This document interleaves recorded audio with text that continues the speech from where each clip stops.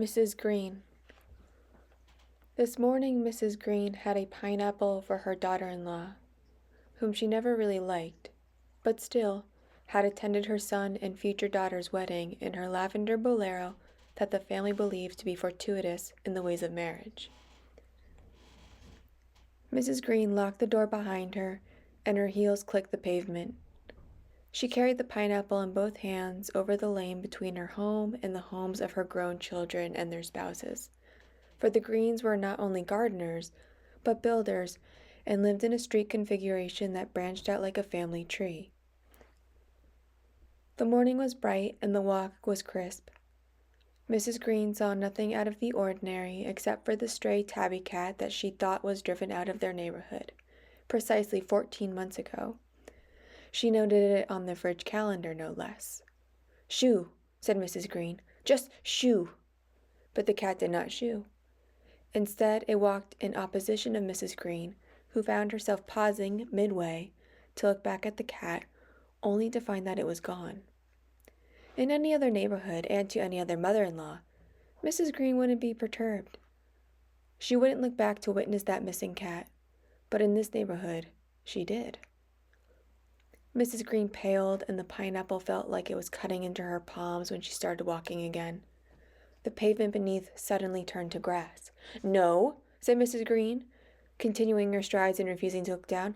"I will not do it," she said. "I am walking on the pavement," came her insistence as the grass brushed her ankles and as the clicks of her heels were muffled by the earth.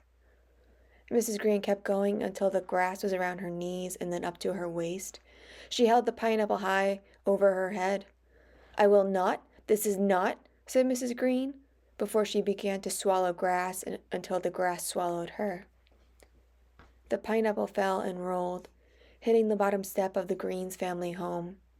A young Mrs. Green emerged and poked her head out of the screen door. "Hello," said Mrs. Green, as she stepped out onto her porch. She went down the steps.